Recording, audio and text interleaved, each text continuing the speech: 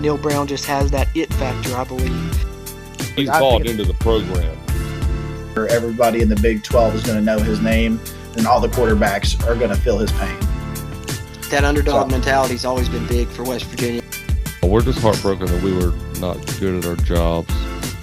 He is the modern-day Don Nehlen. Trust the climb. And now it's time for the Country Roads webcast. What's going on, Mountaineer Nation? Welcome into another edition of the Country Roads webcast. As always, I'm your host, Jordan Cruz, joined by my co-host, Steven. What's up, everybody? And our other co-host, Bradley. What's up?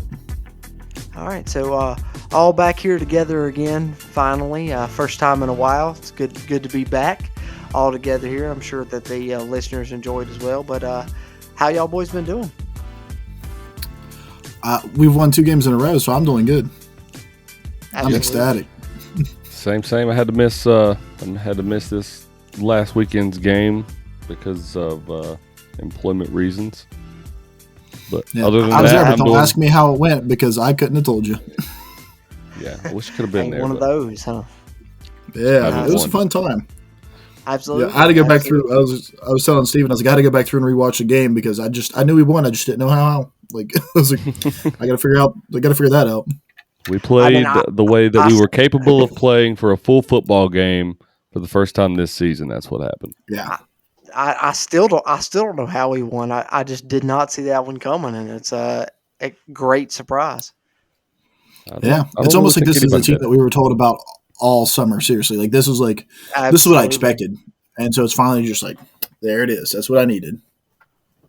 Yeah, I think we all just need to take these glasses off though, real quick, because yeah. People starting to appreciate we're going 4-4 for the rest of the season, and I'm like, pump those brakes. Yeah, like, I mean, calm down for a minute. It's been a tale of 2 halves of the season for sure. I mean, the first half was disappointing. This half has been, I think, unexpected and surprisingly great up to this point.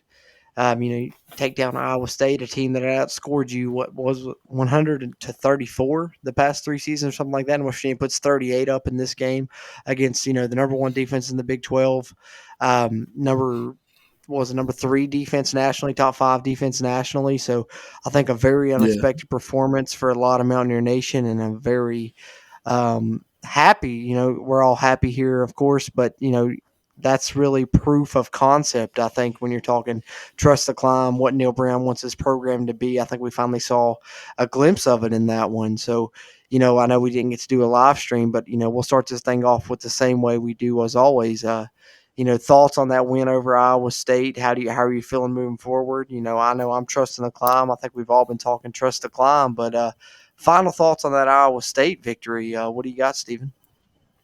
Like you guys said, just happy that we pulled out the win. But I think more than anything for Neil Brown and a lot of people on this team, it was a revenge game for last year and years that preceded that. Last year was 42-6 or something like that. Mm-hmm. Out in Ames, it was not pretty at all. And I think we as fans tried to forget about that loss as quickly as possible when we talk about this Baylor loss this year.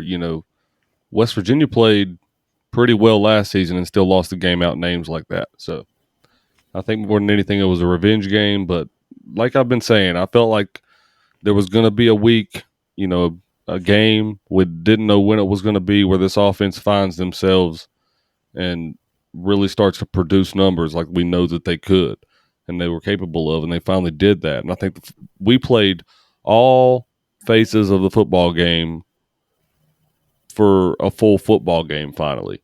And there were some hiccups. I mean, we didn't play a perfect football game. I'm not saying that, but I think for all 4 quarters, we didn't really see them let off the gas pedal at any point like we have in other games, that we've lost this year.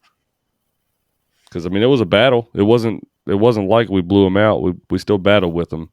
So we just showed that we can have resolve in those tough games too. And I like the fact that it was in the second half of the season, because now we can really make a push towards, getting a bowl game, when we were looking at winning 4 out of the next 6 games a few weeks ago, and looking at that schedule and being like, man, we got Oklahoma State, Iowa State, Texas, all these people on the schedule still left.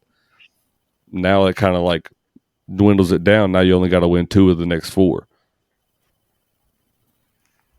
Yeah, absolutely. I think it showed the resiliency of this team, the toughness of this team, and that everyone, a lot of people were talking Neil Brown may have lost the locker room, what have you, but this showed that the team is fully bought in.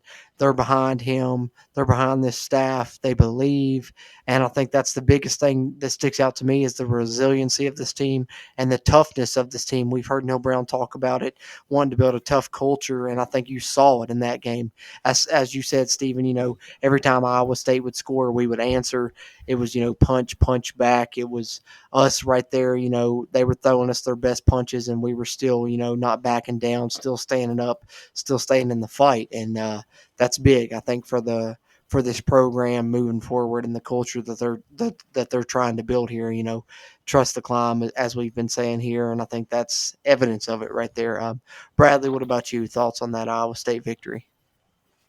Yeah, so the couple things I got away from it is, first off, I think kudos to Jarrett Doege. I think Neil Brown brought it up best when he said, if there's any guy that could have gotten down this year, it's Jarrett Doege, because that guy's gotten beat up, booed out, and people have been upset with him, and not only just throughout the season, but the guy had his first pick, which really wasn't his fault, and then you throw a really nasty pick coming off your first drive in the second half, and he could have folded. That was a nasty pick six. That was a loft to a little throw out in the flats, and that's an interception and a pick six any day to a smart defensive linebacker that's going to read that. So he could have gotten down that time, but he didn't. And I think that shows real progression on Doege's behalf, because usually we see him make those mistakes and he crumbles. He absolutely starts to fold after that. So I think that's big on him. Do I think Jarrett Doege's still that elite quarterback, great, going to win every game for us so far? No, not yet. He had great throws. He looked the best he's looked all year. But I don't think that he's going to be – I don't think that people should loft that great title on him yet. He's not there. And a lot of this has come to my next point of the offensive line. The offensive line really starting to gel, play really well. Like I've talked about it a million times. I think I've talked about it every podcast about how we don't have a single senior on that offensive line. They're all so young, and that only bodes well for us every single week, because if they can get better every week, not just this year but next year, that's going to really, really help us reach new heights under Neil Brown. And I think that that's what he's been looking forward to. And it's probably been what's been the biggest disappointment this year has been our offensive line so far, because we expected them to be a lot better for some reason after the summer. I guess hearing from the coaches speak and stuff like that, we expected them to be a lot better this year than what they have been. But yeah, the offensive line really stepped up. And I think that Neil Brown said that Wyatt Milam had some of the best protection numbers. I think he said in his press conference earlier today or yesterday about how Wyatt Milam graded out really high that last game, and he got his offensive lineman MVP or the award for the week. And that speaks volumes out of a freshman that has had some struggle. And he was going up against one of the best defensive ends, in the Big 12, if not the country, this weekend. And he played well. So I think that that's like really what I got from this game, is that our offensive line is really starting to show their strength. And through that, Jarrett Doege's only playing better. So that's what I got through this game. Yeah, there's two things there that you said that really stuck out to me, and that was like the Jarrett Doege thing. Absolutely impressed, but the thing that most impressed me about it was, as great as Jarrett Doege played, you got these clips coming out of Garrett Green. He's like, "Where are all these Doege haters now?" And I love that, man. I love that. It shows a good relationship. That speaks to a good locker room culture, which is like what we've prided Neil Brown on, is that good locker room culture. Yeah, it does. And the other thing was the offensive line. And I think that just shows you how important that bye week was to West Virginia, I think, because not only for Wyatt Milam and a couple of those young guys, but Doug Nestor has been playing it's night and day better on that right side of the line, in my opinion. And I think it's showing in how well they've been producing on offense now, because we're able to run the ball up the middle, and it's able to open that up and open up some of those guys over the middle in the passing game. Like, you've seen Bryce Ford Wheaton make a lot of catches this past Saturday that they just haven't been there in the past games before that. So I think a lot of things are coming, together now. And I think the reason Doug Nestor, I think, is playing well, this is what I was going to touch on, was, we've said a couple of shows before this that his hand was, in a club. And I think that bye week finally gave him time to to heal that hand. So I think that's really helped him get better. Yeah, and shout out to Jordan because this is something I've been telling a lot of people is your call on. I don't know how to pronounce his name. The offensive analyst. Do you know how to say it? Kirk Soraka. Sirikota. Kirk Soraka. I think that I mean, you called that a couple of weeks ago. I think that him coming down and being part of the offensive play calling and Neil Brown stepping back from that bye week, I think our offense has seen a huge upswing. And I'm going to give some credit to that because I think that somebody else has finally stepped in that room and said, hey, stop holding these kids' hands. Let them go out there and make some plays. And you saw people like Bryce Ford Wheaton step up this weekend and, show that he's capable of making these big plays and being the playmaker if we throw the ball to him. We got to stop being so scared and go out there and give these kids a chance to play some ball because we've got some ballers. And so shout out to you for that because I think that that's been another huge factor in getting our offense to score more points. I mean, we finally passed 30. I mean, that's a number we've talked about a lot on Absolutely. this podcast is the fact that we can't hit we couldn't buy 30 points and we scored touchdowns in both the first and second half. I think that's the first time we scored 14 points in the fourth quarter. Yeah, I think that's the first time. We might have done that against TCU, but the first two times we've done that all season. Other than that, I know that. Mm-hmm. Yeah, and you can't look at it and say something didn't change during the bye week.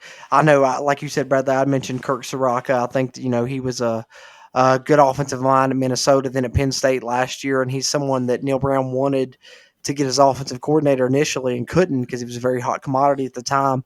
Joins the staff this year as an offensive analyst, and then during the bye week, he becomes more involved in the game planning and play calling. Like, he can't technically call the plays because where he's only an analyst by rule, so he can't call the plays. But if you watch in the games and you're seeing Neil Brown's nowhere near when the offensive plays are being called, and he used to always signal those in himself, and he's completely taken himself out of that. Whether he admits to it or whatever, you can visually see it unless you're blind and tell that he's taking himself out of that. So it's Jared Parker calling these plays from the booth, and Kirk Soraka very involved in the offensive game planning, and it's made a difference. I don't know if it's more hands off approach by Neil, telling these guys that they'll let he'll let them run the ship or what have you. More confidence from Dagey, I think, is evident. And then the offensive line, as you guys mentioned, I think that's been the biggest factor, even more so than the play calling. Exclusively since the bye week, we've played 5 offensive linemen and brought in no subs against TCU and against this most recent game against Iowa State. You've had 5 offensive linemen playing, and I think they've really started to gel. I think Wyatt Milam's really come along at right tackle. As you guys mentioned, Doug Nestor has 2 hands now, and that's really making a difference on that right side all around. And I think this offensive line, all 5 of those guys have 3 years to play at least between them. So they're going to really grow together and gel together. And to me, my bold prediction, moving forward, and I wouldn't have said this 15 days ago. I know I mentioned to you guys all fair. I wanted to wait till we got on the podcast to give you this bold prediction. But my bold prediction is that I think Dagey utilizes that extra year, and I think Dagey's the starting quarterback of this team next year. I think that, looking at it, Nico's coming in. I think Nico will redshirt, and I think the best case scenario for this team, because you have the entire offense coming back minus Letty Brown. I think if you have a experienced quarterback leading this offense, the sky's the limit for this offense. And I think looking at Dagey, I think he's going to have 40 plus starts under his belt at that time. And I think next year I would not be surprised at all to see Dagey come back, because Dagey's not an NFL quarterback. I think we can all agree to that. And you're looking at, maybe Canadian League, Arena League at most. And I think right now in college, he can make just as much as he could doing either of those things. So my bold prediction right now, mark it down November 3rd, 2021. I think next year you see Jarrett Dagey as a starting quarterback as this team, as an experienced guy moving forward with this offense. My stance on that has been that Nico is going to have the job next year. But I will say, if Dagey finishes this last stretch of games, I'm not saying wins them, but if he plays this last stretch of games that we have in this season and then go to potentially to a bowl game and play in that bowl game the way that he has been the last 2 weeks, I absolutely agree with you. There's no way in the world that I think you could take the starting job for someone that, has seen struggle throughout the whole season. And mind you, Daggy's numbers have not. I mean, he's had the highest quarterback grade, or right up there with the guy from Oklahoma. I forget his name because they switch him so much now. But he's been up here with the top three every time I see them give out quarterback grades each week. Even when West Virginia, has these close games and they lose, he's still up there in numbers. And I mean, I know we see it on the field and it's not a visual representation of a great product, but he's playing high volume football as of right now and as of late. And I think that, if he continues to play like that, there's no way I can take the starting job away from him. I'm more and more becoming a Deggy fan, and I haven't harped on him all season. I don't believe, maybe once. Yeah. So I see it as more of like I would definitely not call it right now. I would definitely wait till the end of the season to see if I think that Deggy's going to hang around. I think if he has a slow end of the year, like I said, I want to get hyped up, but I'm keeping my glasses off this time. I'm not going to say Deggy's going to have the finish out every single game the way he's had played the last two games. If he does, hell yeah, that makes me super excited because I would love to see that. That only means our team's playing better. But yeah, if he gets to the end of the year and he's playing really great, I could definitely see him staying for another year, which is good for me in the sense of it gives us more competition in the quarterback room. Then you have an experienced senior citizen in there. And then you've got a young freshman in there. You got Garrett Green in there. And I can still see Deggy losing that starting job. And I think that he would be a very gracious backup quarterback. I mean, if you have Nico Markiel or you have a Garrett Green that's starting, then like what better guy to have backing him up than a guy that knows the system and is willing to be a team player and a great leader, honestly, even if he's not starting. Because I don't think Jared Deggy's going to be one of those guys if he's not starting to, get mad and throw a hissy fit about the team, because I think that he cares more about the team winning than himself winning. So, I would be excited to see that. I don't necessarily, like I said, I don't know if he'll keep that starting job, even though he's been in it for so long. But I think that Neil Brown, so let me rephrase that. I don't think that Neil Brown would submit him in that starting role. I think he would make it a competition. I think he would tell them, like, hey, the job's open. Like, it's not just because Deggy's here doesn't mean you guys can't win that job. You come out here and you make our team a better team, job's yours, and that's what I like out of Neil Brown is he's not afraid to make those kind of, well, I say that he hasn't given Garrett Green a chance all year. So contradicting what we've seen, but I could definitely see him, keeping that quarterback competition open saying, hey, you guys come out here and prove that you can play better. Let's do it. But I think that it'd be nice still having Deggy around. So yeah. Yeah. Next year's team's going to look a whole lot different though than what this year's team looks like, really. Because you got to think there's always a lot of transfers that you don't really expect, a lot of transfers that you do see coming and don't see coming. And then you factor that in with, how many seniors are, on this defensive side of the ball as well. We're not going to be looking at nearly the same squad as what we're looking at right now. So we're going to have to factor that in as well and how differently this offense is probably going to function a year from now. Yeah. No, I agree. I think the defense loses a lot. The offense returns a lot. Kind of the flip side of where you are right now. Got a young offense and you're moving forward. But to me, I think if Deggy comes back, I think the job's his to lose because you look at it as Bradley said. Neil hasn't showed the most faith in Garrett Green. I guess. I mean, you see him. Was it last press conference going out of his way to compliment Goose Crowder and his leadership skills, something that he's never said about Garrett Green. And I think the way that he's handled the Garrett Green situation has shown that it would not be very likely for him to start a true freshman in Nico, no matter how talented he is. And, then you also have to factor in the fact that, Nico would be a left-handed quarterback, so you're flipping everything completely. Whereas right now your right tackle is Wyatt Milam. He would be your backside left tackle as opposed to right now it's Brandon Yates. I think that plays more of a part than people realize. And if Jared Deggy feels the need to, use that last year of eligibility, which I don't see why he wouldn't want to. I think that, Neil has shown a confidence in him and a belief in him and to the fact that he'll go with experience over anything else. So I think if Deggy chooses to come back, that, he'll probably be the starting quarterback in 2022 as well. I think it really at this point, the ball's in Deggy's court, I think. Yep. I'm like a lot like you. I would not have said that 15 days ago. No, not at all. Yeah, 15 days ago, we probably been like, would. oh my God, we're all Yeah. praying for Nico, honestly. But Yeah. Yeah. 15 days ago, I would have said you're either starting a true freshman or you're starting quarterback's not on the roster yet, because I think they may have gone out to hit the transfer portal. But right now, I think that, Daigie's looking like he may be the guy again. And I Yeah, wouldn't be I just mad, hope which I that. actually. mean, he finally hit some of those deep passes, which was nice. Yeah, I just hope that Yes. Nico. I hope that Nico looks at that as a positive. Sitting out that red shirt, because I'm pretty. It wasn't that same situation at Florida State that made him transfer. They recruited someone else in his class that made him transfer out of there. But it just seems like the kid really wants to start right away. I hope it doesn't put a fork Step in on his that road. toes. Yeah, But I I mean, don't then think let's I give think Neil we Brown always some see him time to ball see. in, but Yeah, but let's give Neil Brown some time to see what else he brings in that, like in our recruiting classes coming up at quarterback. We could be high on Nico, but Neil Brown's showing that he's willing and able to go out there and get those high caliber, high quality guys. Yeah. So we can have hard eyes for Nico all we want. Doesn't mean there's not going to be a better guy coming up behind him. I love you, Nico. I want you starting. I want you here. Yeah, he's There's proven nobody better than himself. He's proven himself, and that's why I'm so high up on him. The talent that he's playing up against in high school is not the general talent that West Virginia recruits are facing.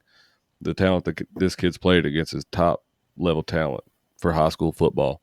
He's playing Bishop Gorman and schools like that who play on a regular basis and get recruited on a regular basis to Alabama and Ohio State and Oklahoma. Yeah, he's playing against Division I talent already. He's playing against Division I talent that are 4 and 5 star guys. It's not. These guys are already almost pro-ready football players that he's playing against, and he's dominating these guys. So I'm pretty bought into this kid already, and I could be wrong. There's been more than a few recruits come to West Virginia that haven't really panned out and done that, but they haven't all faced the level of talent that kid has. I'll tell you that.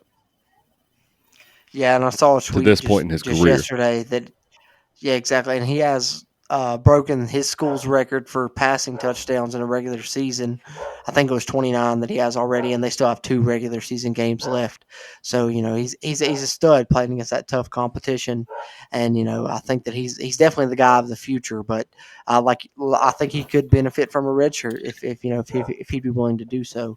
Like you guys said, but like I said, I think it's all dependent on Daggy and what he decides to do. And like Bradley says, I think these last 4 games will go a long way in deciding that. And the first of those 4 games will be against Oklahoma State, 3:30 this weekend. Mountaineers will be taking on the number 11 ranked Cowboys. Another tough matchup for the Mountaineers. Last week, Iowa State was the number 1 defense in the conference.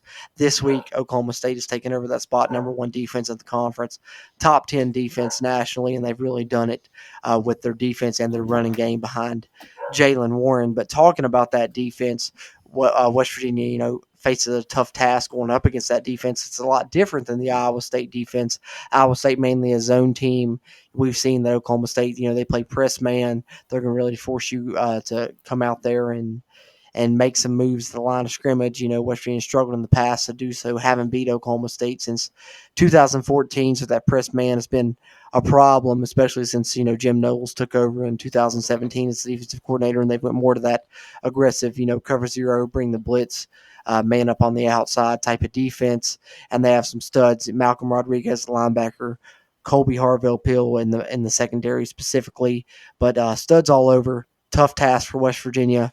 What are your guys' thoughts on the Mountaineer offense that has really improved since the bye week, over 400 yards in both their games since then? But they're facing maybe their toughest task yet with this Oklahoma State team coming to Morgantown. What are your thoughts on the West Virginia offense going up against this Oklahoma State defense this Saturday, Bradley? Yeah, so I really just wanted to be like, bing, bing, bing, taking down top defenses in the Big 12. We dropped Iowa State down. Maybe we can turn around and do the same thing to Oklahoma State. I'm definitely not feeling as confident against the Oklahoma State defense. Like you said, we've had a tough time going up against them since 2014. We're really struggling against these Oklahoma schools. And something I heard Neil Brown talking about is the fact that they've got some real beefcakes sitting up there on the defensive line. And that's something that we really struggled with Maryland, is that we just could not – they had a real stout nose tackle, and we just could not move him off the ball, and that really threw off our running game. And as if you guys have ever listened to Jordan Cruz talk, if we don't hit 100 rushing yards, we don't win a game. They got to. So I think that He's made me a believer in that because I've Yeah. been preaching And that it's every facts. game. It's facts. Yeah. I'm telling you, people don't realize. No, I don't think many more people know more about what's going on. Nobody has a better finger on the pulse of our sports than Jordan Cruz does. I mean, we're really blessed to be able to feed off of what this guy's got to give. So yeah, I think that that's going to be one of our biggest issues is right up there on the is on the line because they've got some real thick guys and those are tough guys to move. So this is going to be the weekend that's really going to tell. If we lose this weekend, I'm not going to full sell all our teams back to being trash. I think it's just really going to be telling of how good our offensive line is getting. If they're truly getting better and starting to gel and working better, we should see it this weekend because this is a good comparison game, like I said, to Maryland, those big guys that we had a tough time moving around. If we can actually get them moving around this weekend and show some physicality, even if we lose, then I think that's a really good sign going forward. It's just a fact that we can move people. Jared Dagey and our wide receivers, I think they're going to have a big day if we can get some offensive blocking up front. But I think that right there is the game, is down there in the trenches. No, I agree absolutely. 100%. Time has been the thing that has made Jared Dagey look a lot better, and the offensive line's given him time since the bye week.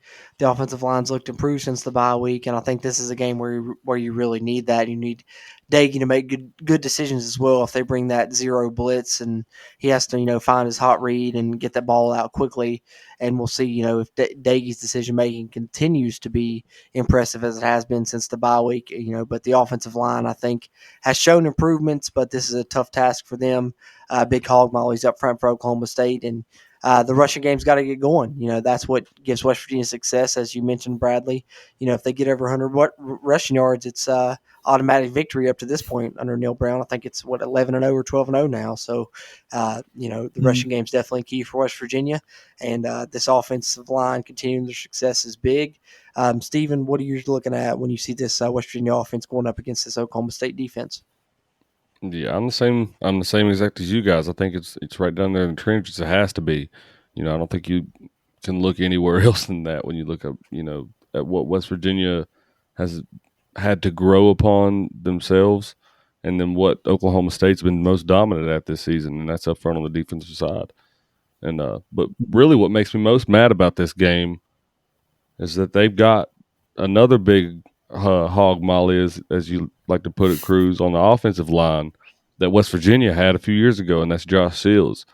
Because he's still out there at Oklahoma State, and he's just been on winning football teams the whole time he's been in college. Because he goes from playing with guys he played with to go out to Oklahoma State and enjoys the guys they're playing with, and he hadn't had a bad team out there yet. So that's true. It kind of pisses me off a little bit. You know what I mean? Hey, he's got to do his best. For him. Especially a West Virginia boy. Yeah, for sure. Yeah, well, I don't care what's best for him, Bradley. West Virginia hasn't been that great at offensive line play this season. Okay. Yeah, it'd been nice to have. I kid.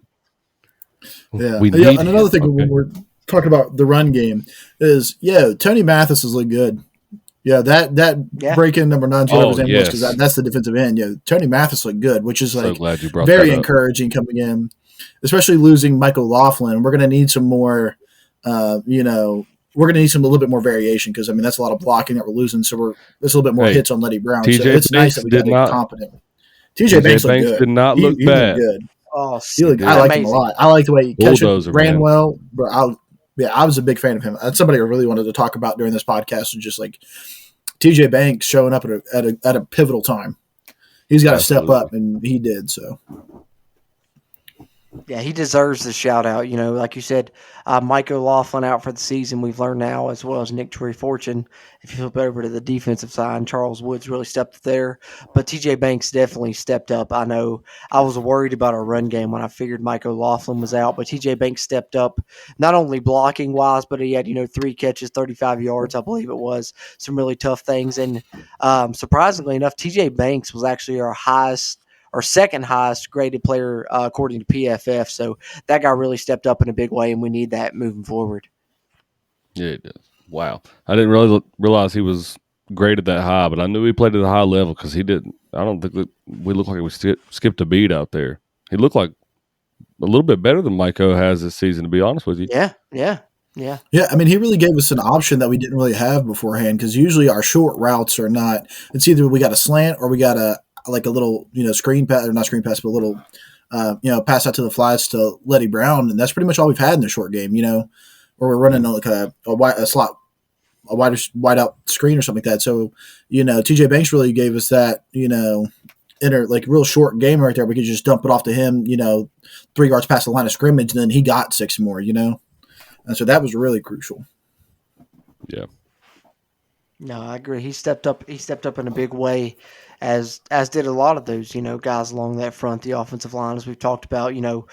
Will McDonald at Iowa State led the Big 12 in sacks, and Wyatt Milam really held his own against that. And I think we've seen Wyatt Milam come into his own in that game. And we're looking at some superstar potential moving forward for a guy that's a true freshman there with Milam. And I was really impressed with him, as I have been since the bye week, when he's been playing exclusively at that right tackle position and letting him grow into his own. And I think he's coming along there, as is that whole offensive line. But flip it over the other way, Oklahoma State, as Stephen mentioned, Josh Sills along their offensive line, and they really try and utilize that run game. Jalen Warren has been an absolute stud for them in the backfield. Spencer Sanders can hurt you with his legs as well.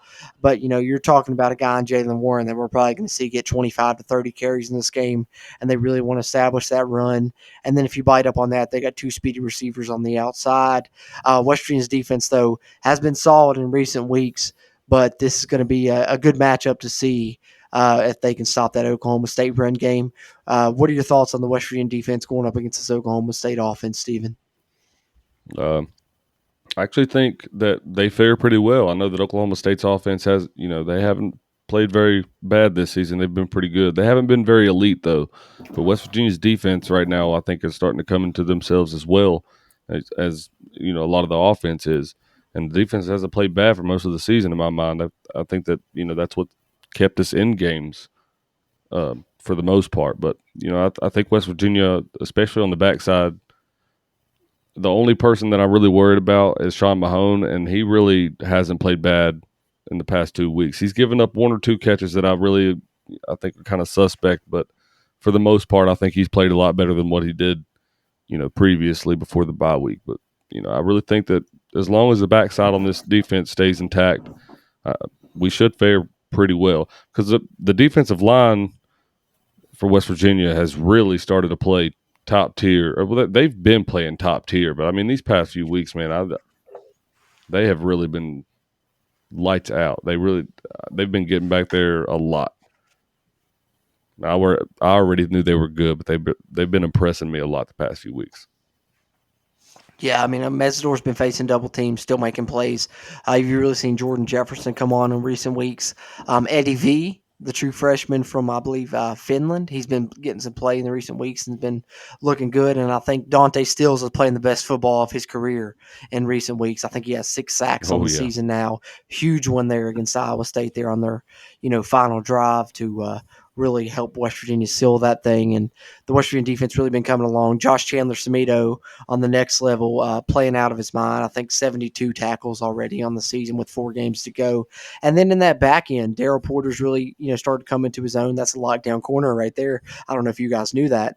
And then Charles Woods, as I mentioned previously, that's a guy that's really stepped in for Nick Troy Fortune. Yeah, I didn't know if you knew that or not. And then, the Dye solid, and Sean Mahone, as suspect, has been in pass coverage, has been an absolute solid tackler these past 2 games.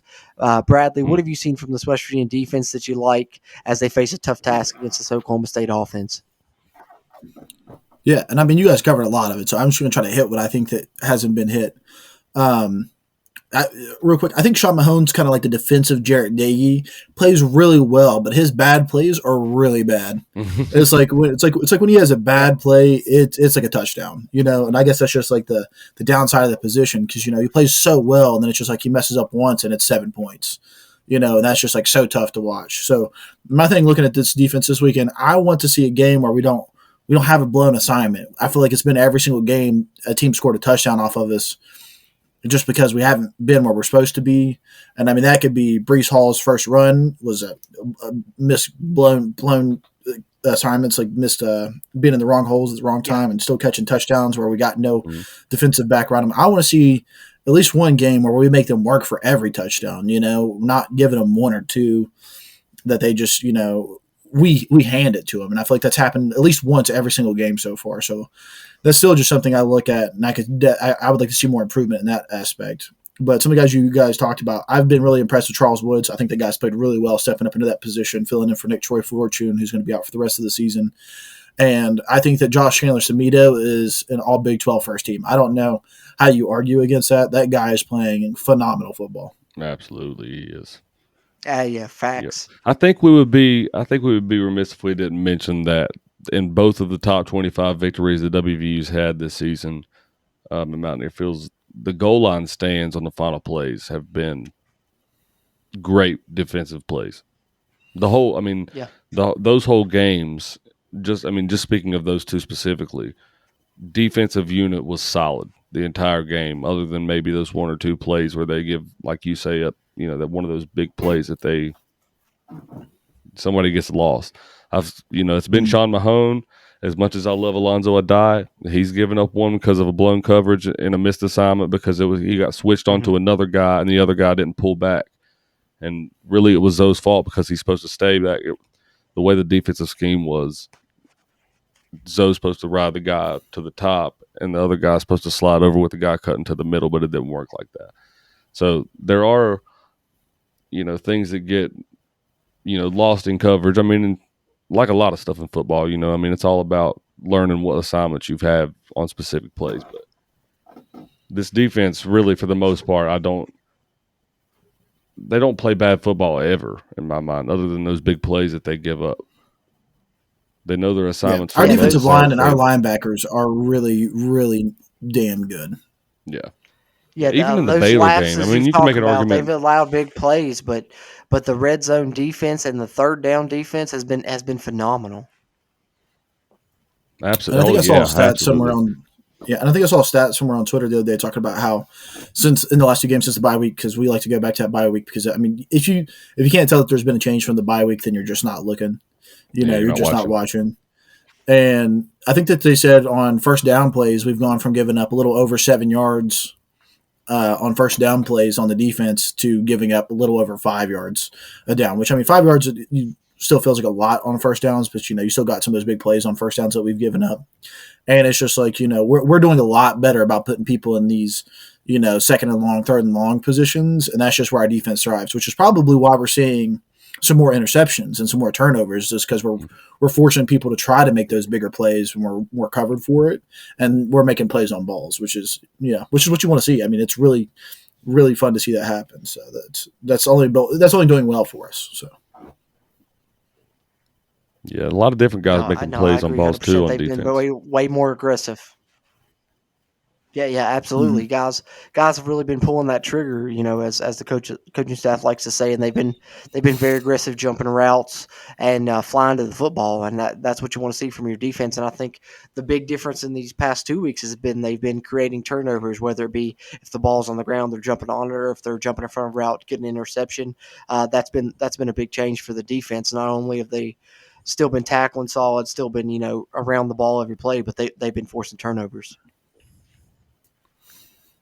Yeah, and that's definitely what the only negative that I could have given the defense prior to the bye week was that they didn't get turnovers enough. And they've definitely turned that around, in the 2 games post bye week. Absolutely. So I've talked a little bit about our final thoughts on Iowa State, hit the matchups. Let's get into our final 2 segments now, starting with our key to victory.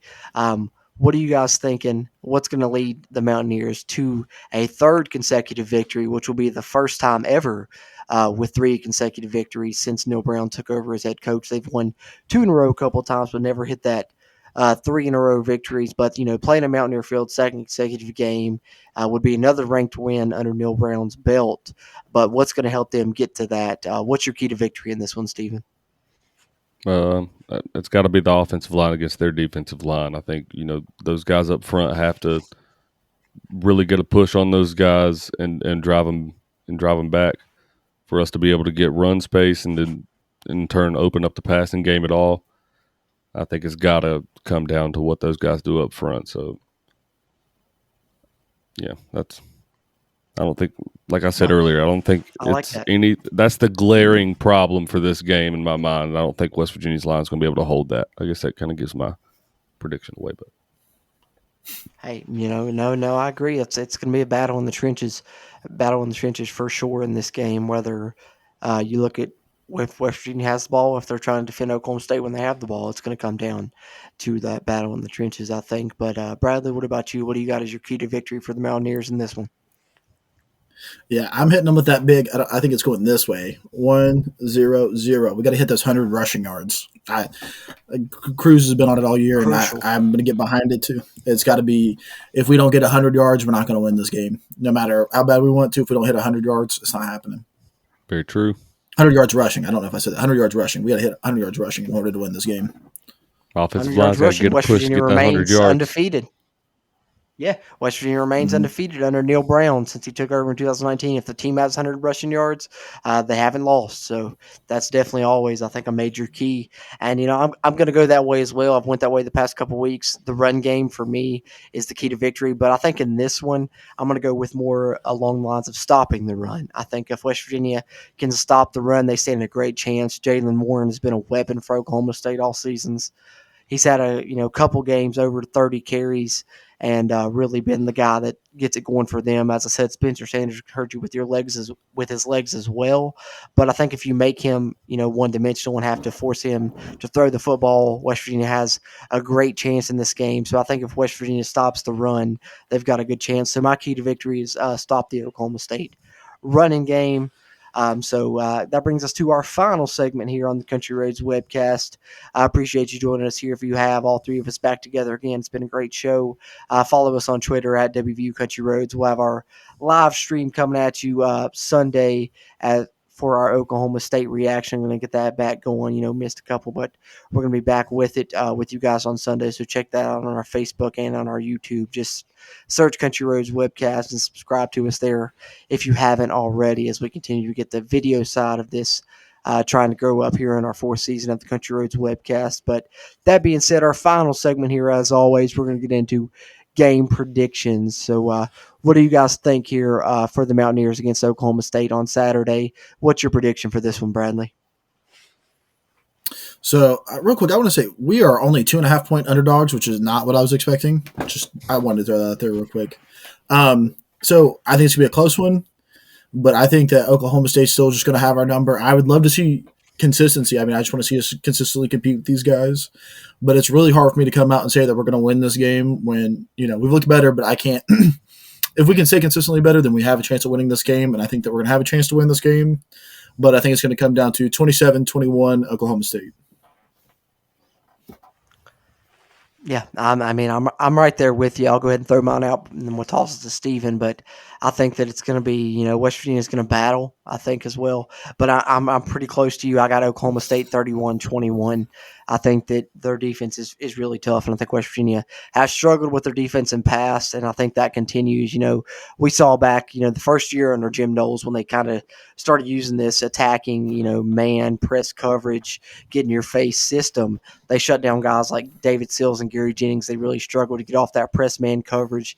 And I think we're going to see, despite our receiver success this year, it's kind of hard when you haven't seen something like that really all year. And I think we're going to, maybe have some struggles trying to deal with that and something we haven't seen before. And I think our offense, I don't think that they're going to take too big of a step back, but I think, against TCU and Iowa State, we're going to see a little bit less than what we've seen in those games. And our offense only scored 21 points in this one is my prediction. And I think Oklahoma State's defense will be tough for us to deal with. And I think that Jalen Warren will, find some holes as well and get some things going.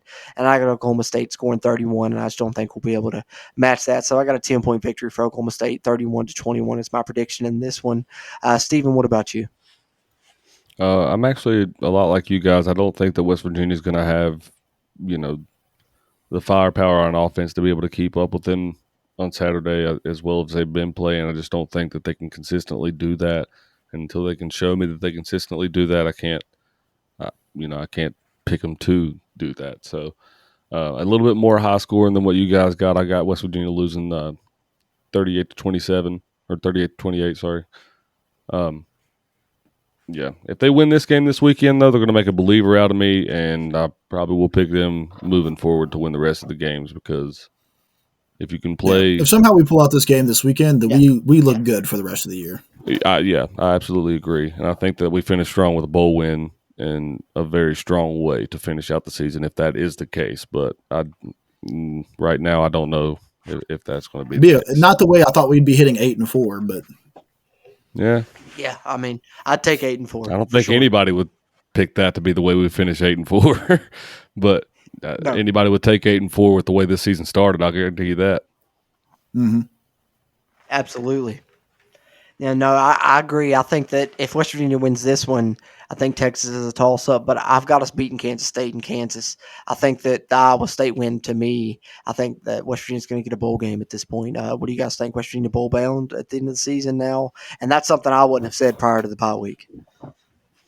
Like I said, you had to win 4 of the next 6, and with the way West Virginia was playing up to that point, there was, I mean, who would have thought West Virginia could ever have a chance to win 4 of those games with the competition that we're facing in the Big 12? You know, right now the West Virginians put themselves in position, a lot better position for a bowl game. I don't think you can pick against them when they do, have very winnable games against Kansas State and Kansas. Yeah, for sure. And I think that Mike Gundy came out and said that, we're probably one of the scariest 4-4 teams in the country right now. And playing right now, yeah. And I mean, he's still looking at it. A lot of people got to remember, like, we're still only a couple of ways from being 6-2, 6-7-1. So yeah, we can't forget that. And I know it's still hard to look through things through those lights. But yeah, I do think that we're one of the scariest 4-4 teams in this in the country right now. And I think Oklahoma State's going to be ready for us when they come in, which, is even more scary. But to me, it's just going to be it's just consistency. We haven't won 3 games in a row under Neil Brown so far. So it's hard for me to convince myself we're going to do it now against a damn good Oklahoma State team. Yeah, and Oklahoma schools always seem to have our number. Yeah, I was going to say the same, Stephen. They've, like I said, we haven't beat them since 2014. So we've struggled. Like we said, we've never beat Oklahoma, of course, as we all know. But we're struggling against Oklahoma schools. But I guess if anything, I know we've all 3 unanimous on picking a loss here. But if anything, if you want to look on a bright side, we're definitely due. We're due to beat Oklahoma State again. That's very true. Like I said, 2.5-point underdogs is blowing my mind. Especially because that means that people are at least looking at us with a little bit more respect than what they had been, or should have been even up to this point. So, yeah. Before we go, I want to really change the narrative. Before we go, I want to touch on something very random though that we haven't talked about at all. Okay. Gary Patterson is no longer the coach of the Horned Frogs.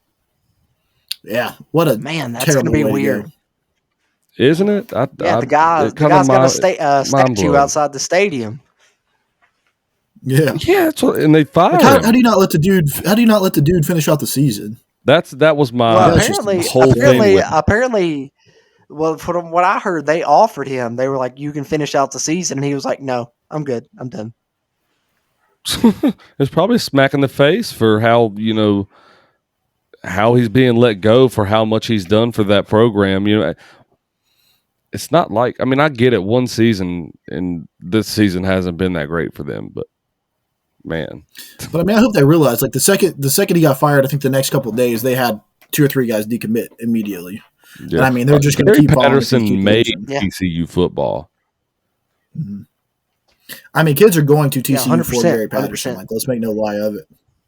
Yeah, that's. I mean, 20 plus years. That's unheard of. I hate it. I honestly hate it for the guy. I really do. I've been very vocal about how big of a fan I am of Gary Patterson on this show. As far as opposing coaches of WVU football, I've got a lot of respect for Gary Patterson as a football coach. I'll say that. Yeah, as well. We all should. I mean, 20 plus years, and built TCU into what they are. Was it 2014? Should have been in the college football playoff. Really turned that program around, made them absolute studs. Even when they came to the Big 12, it was like they didn't miss a beat. So that's a guy that really deserves recognition for sure. And he's gone, as well as Matt Wells now gone at Texas Tech as well. So both those searching for a new coach. But Also, I've heard, and I don't know how much, I know we're getting ready to close this out, but I did want to bring this up, while we're talking coaches. Apparently, Justin Fuente, following the Georgia Tech game, is going to be done at Virginia Tech. So, West Not Virginia next surprising. year going into Blacksburg may be facing a first-year head coach. Very, very, very possible. Yeah, definitely And not how he thought not his season was surprising. going to go after that win against UNC. Yeah, Yeah, no doubt. absolutely not. And I got to think the VT fans are hating it though, because if they'd have fired Fuente last year, like which was rumored that they wanted to do, they could have probably hired Shane Beamer. But South Carolina hired him last offseason. So from what I've heard, Sonny Dykes is a guy that they're looking at. But it's going to be interesting to see where VT goes, because non-conference next year, West Virginia has VT and Pitt both on the road. So that's kind of big, moving forward. I know. Not really concerned about what Virginia Tech does, but them having a first-year head coach would help West Virginia a lot next season. Yeah, I do have full confidence that Virginia Tech will make a good hire out of it.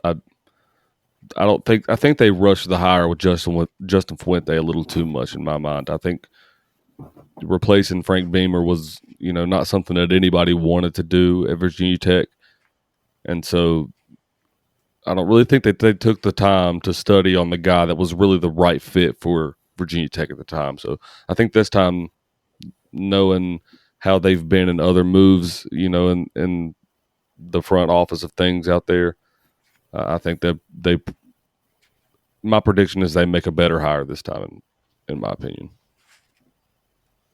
Maybe not in the first year. Hopefully not when they play West Virginia. But yeah, fingers crossed they don't. But that being said, I guess that will pretty much wrap us up here on the Oklahoma State preview of the Country Roads webcast. As always, join us Sunday as we'll have the Oklahoma State reaction video streaming live on Facebook and YouTube. Follow our social medias at WVU Country Roads on Twitter, and then Country Roads Webcast on Facebook, as we'll announce that usually early Sunday, midday Sunday, what time that's going to be. If you guys want to tune in with us, we'll address your questions, thoughts, comments, what have you on the victory or loss, however it turns out, hopefully on the winning side for West Virginia. But regardless, it's a great way for us to interact with you guys throughout Mountaineer Nation, you guys to interact with us here in the fourth year of the Country Roads webcast. That being said, any final thoughts, gentlemen, before we close this episode out? Anything you guys want to plug, address, talk about, whatever here to close this one out? I know.